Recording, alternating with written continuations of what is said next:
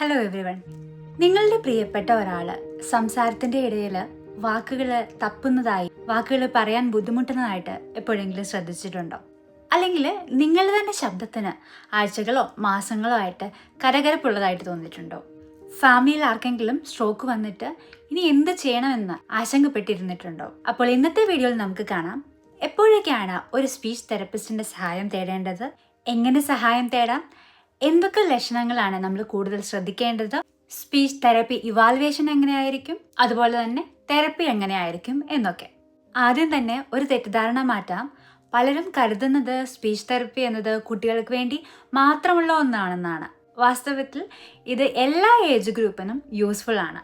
ഇനി നമുക്ക് മുതിർന്നവരുടെ കേസിൽ ആർക്കൊക്കെയാണ് സ്പീച്ച് തെറപ്പി യൂസ്ഫുൾ ആവുക എന്ന് നോക്കാം. സ്ട്രോക്ക് വന്നതിന് ശേഷം സംസാരിക്കാൻ ബുദ്ധിമുട്ടുള്ളവര്, അല്ലെങ്കിൽ പ്രോഗ്രസീവ് ആയിട്ടുള്ള ന്യൂറോളജിക്കൽ കണ്ടീഷൻസ് കാരണം കമ്മ്യൂണിക്കേഷൻ എഫക്റ്റ് ആയവര്, ടീച്ചേഴ്സ്, സിംഗേഴ്സ്, ലോയേഴ്സ് തുടങ്ങി ഒരുപാട് ശബ്ദത്തെ ഡിപ്പെൻഡ് ചെയ്ത് ജീവിക്കുന്നവർ, അതായത് പ്രൊഫഷണൽ ആയിട്ടുള്ള voice users, head and neck cancer കഴിഞ്ഞ് റിക്കവറി ചെയ്തവര്, ബ്രെയിൻ ഇഞ്ചുറി വന്നവര്, വിക്കുള്ളവര്, അല്ലെങ്കിൽ ചെറുപ്പം മുതലേ വിക്കുണ്ടായിട്ട് ഇപ്പൊ അത് മാറ്റണമെന്ന് ആഗ്രഹിക്കുന്നവര്, swallowing ഡിഫിക്കൽറ്റി ഉള്ളവര്, ഭക്ഷണം ചവയ്ക്കാനും ഇറക്കാനും ഒക്കെ ബുദ്ധിമുട്ടുള്ളവര് എല്ലാം ഈ ഗണത്തിൽ പെടും. ഇനി നമുക്ക് എന്തൊക്കെ ലക്ഷണങ്ങളാണ് പ്രത്യേകം ശ്രദ്ധിക്കേണ്ടത്, അല്ലെങ്കിൽ ഏതൊക്കെ ലക്ഷണങ്ങൾ കാണുമ്പോഴാണ് ഒരു സ്പീച്ച് തെറപ്പിസ്റ്റിന്റെ സഹായം തേടേണ്ടത് എന്ന് നോക്കാം. സ്പീച്ച് അല്ലെങ്കിൽ സംസാര ശൈലിയുടെ കാര്യത്തിലാണെങ്കിൽ സ്ഥിരമായിട്ട് നന്നായിട്ട് സംസാരിച്ചുകൊണ്ടിരുന്ന ആള് സംസാരിക്കുമ്പോൾ സ്ഥിരമായിട്ട് സംസാരിക്കുന്നതിനെക്കഞ്ഞും സ്ലോ ആവുക, സ്ലർഡ് ആവുക, വാക്കുകള് വ്യക്തമായിട്ട് പറയാൻ വേണ്ടിയിട്ട്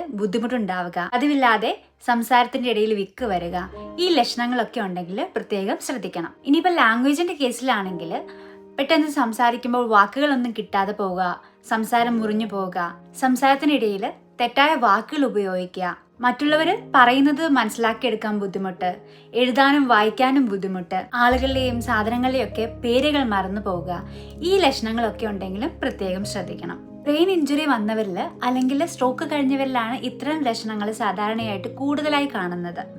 ഇനിയിപ്പോൾ swallowingന്റെ കേസിലാണെങ്കിൽ ഭക്ഷണം കഴിക്കുമ്പോൾ ചുമ വരിക, ഭക്ഷണം മൂക്കിലൂടെ തിരികെ വരിക, തൊണ്ടയിൽ കുടുങ്ങിയതായിട്ട് ഫീൽ ചെയ്യുക, പിന്നെ ഭക്ഷണം കഴിച്ചു കഴിഞ്ഞിട്ട് നമ്മൾ സംസാരിക്കുമ്പോൾ ശബ്ദത്തിലൊരു വ്യത്യാസം വരിക, ആവർത്തിച്ചുണ്ടാവുന്ന ചെസ്റ്റ് ഇൻഫെക്ഷൻ, ഈ ലക്ഷണങ്ങളൊക്കെയാണ്.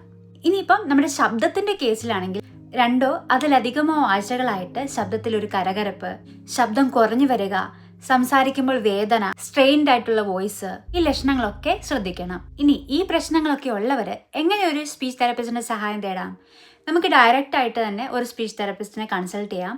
അതല്ലെങ്കിൽ ഒരു ഡോക്ടറെ കണ്ട് ഡോക്ടറെ കയ്യിൽ നിന്ന് റെഫറൽ മേടിച്ച് സ്പീച്ച് തെറപ്പിസ്റ്റിനെ കൺസൾട്ട് ചെയ്യാവുന്നതാണ്. ഇനി സ്പീച്ച് തെറപ്പി ഇവാലുവേഷൻ എങ്ങനെയാണെന്ന് നോക്കാം. തെറപ്പിസ്റ്റ് നിങ്ങൾ കംപ്ലീറ്റ് കാര്യങ്ങൾ ചോദിച്ച് മനസ്സിലാക്കും, എന്നിട്ട് പ്രശ്നത്തിനനുസരിച്ചുള്ള ടെസ്റ്റുകൾ ചെയ്യും.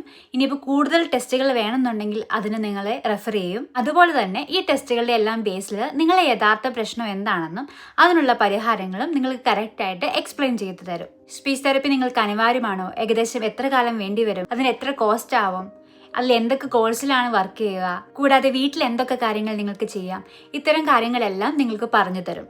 ഇനി തെറപ്പി എങ്ങനെയായിരിക്കും നോക്കാം. സ്പീച്ച് തെറപ്പി ഓരോ ഏജ് ഗ്രൂപ്പിനും, ഓരോ പ്രശ്നങ്ങൾക്കും, ഓരോ ഇൻഡിവിജ്വലിനും വ്യത്യസ്തമായിരിക്കും.